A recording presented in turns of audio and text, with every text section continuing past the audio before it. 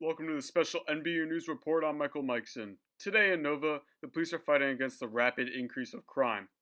Violent street gangs and organized crimes have increased almost twofold across Nova. Citizens across Nova have had to shelter in place on many occasions due to the increase of active bomb and shooter situations.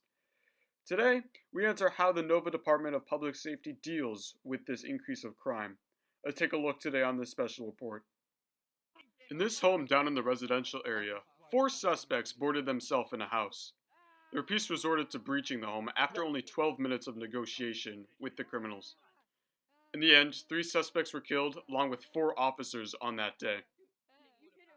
I was on the scene that day in my attempts to capture the narratives of officers and how the Nova Department of Public Safety attempts to quell the casualties. This interview from an officer surprised me the most. Right now I'm asking what's going on in this scene. Why are all the police officers here? Grandma had a gun. Yeah, who's grandma? Who is this? Whose grandma is this? No further questions. No, sir, please, sir. No more further Sir, questions. can you please come back here? I have a For few more what? questions to ask you. Just tell me what's going on here. Besides the obvious dismissive behavior that this officer did give me, the thing that surprised me most was the dismissiveness to the casualties that have occurred, especially to the officers that were already on scene and the suspects, of course. Obviously, this was not the only interview I gave, and I did give other interviews that were more conclusive, so let's take a look at those. You suck.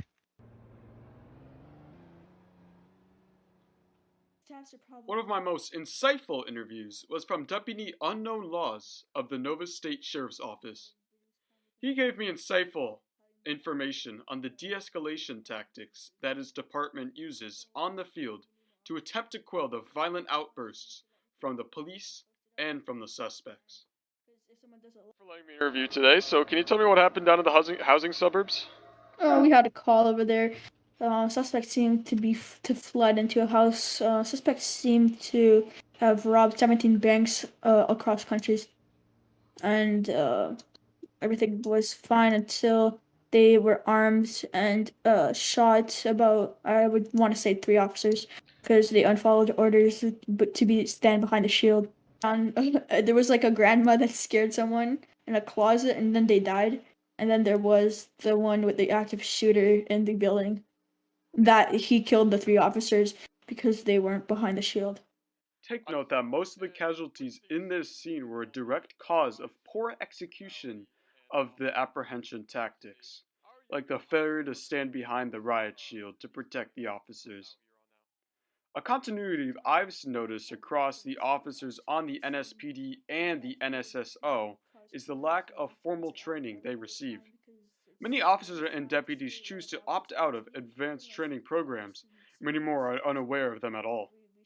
The main advanced training the officers get are in the SRT division of the NSPD, and still, large amount of the SRT members have died in the past.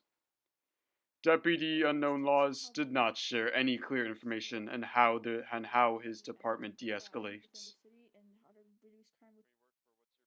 Here I was with Officer Trevor of the NSPD. He was not involved with the scene at the housing suburbs. However, I still wanted to go ask him about how his department deals with de-escalation, and he gave me a more conclusive answer than the other officers did. We try to use our pepper spray or taser just because we just don't want to kill someone with our, gun and stuff. So. Right, so, let's say there's someone being aggressive. Is there any other way you can calm them down besides using a taser or pepper spray? We can verbally tell them to stop. If they don't, we're gonna have to tase them or something, or pepper spray them, or a baton. Although the officer did list the ways the department deals with violence, Officer Trevor never disclosed how the department calms people down without resorting to violence. Once I asked him again, Trevor gave me this answer. Alright, hold on. What steps has your department taking to limit the amount of deaths due to cops? Like we kill other people?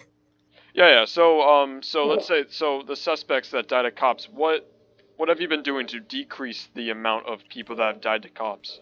So obviously what we do is taser, pepper spray, and baton. We hate to do the baton or gun, but sometimes it's necessary if anything escalates or anything like that. Okay, and so you guys have been relying on the Yeah. non-lethal that you've been provided. Has there been any training in using these?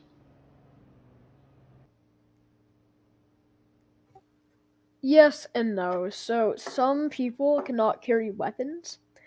They can still carry guns without being a LEO or like official LEO. So once they just finish their part training, they have some lethal. They'll only be able to use taser, baton, and pepper spray and handcuffs. Due to we don't want anything to happen. But obviously, they're gonna have someone with them with a gun. They're gonna be riding with someone. Even though it may seem like the Department of Public Safety is taking a light hand on protecting its citizens, one must consider the situation the DPS finds itself in. One of the most crime-ridden towns in Robloxia, the police are still a workforce, and they choose to have their jobs. And many choose not to work in DPS. By no means does the DPS hire volunteer LEOs. The matter of fact is that the DPS has to try and quell the spike of crime in some way.